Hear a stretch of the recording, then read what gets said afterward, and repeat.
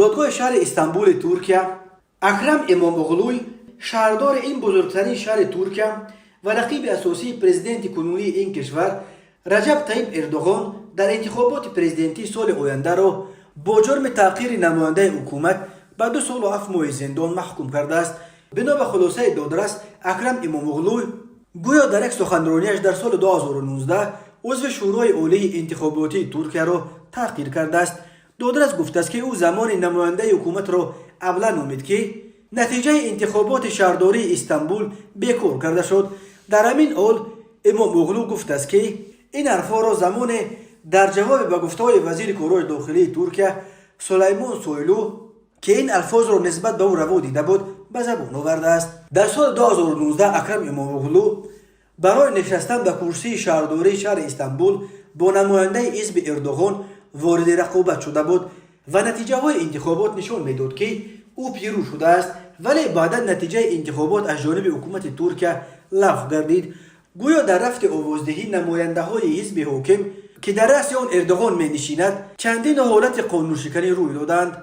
گویا در رفت آوازدهی نماینده های حزب حاکم چندین حالت قانونشکنی را دیدند. همین طور حکومتداران انتخابات شهردار استانبول را از نو گذرانیدند، اما برخلاف انتظار آنها اکرم اماموغلو باز غالب آمد.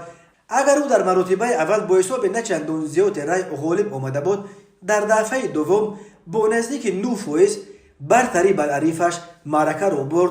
این برای اردوغان و امیزبانش یک شکست بزرگ سیاسی بود، چون که پس از 25 سال یکتازی در شهر کلانترین ترکیه رهبری شهر استانبول به دست رقیبان اردوغان گذشت و به منپولیای حزب عدالت و رشد خاتمه گذاشت.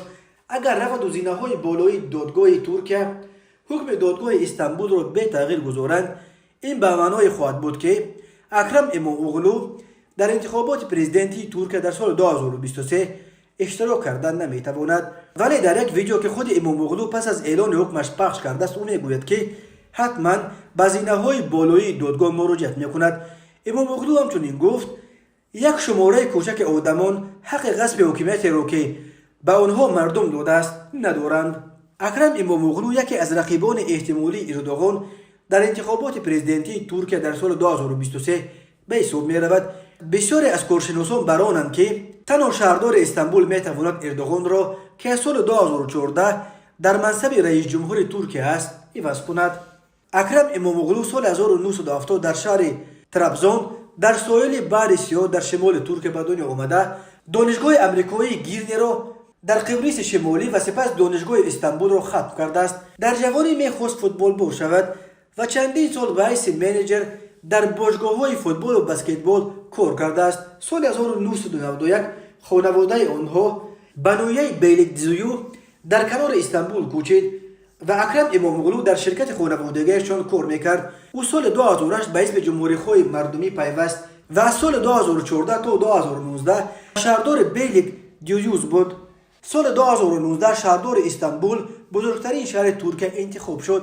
رجب طیب اردوغان سال 1954 در ناحیه قاسمپاشای شهر استانبول به دنیا آمده. از سال 2003 تا 2014 همچون سروزیر و از سال 2014 همچون پرزیدنت رهبری ترکیه را در دست دارد. جالب آن است که از سال 1994 تا سال 1998 اردوغان هم شهردار استانبول بود و حکومت وقت تا رسیدنش به قدرت چندین بار اردوغان را هم به حبس کشیده است.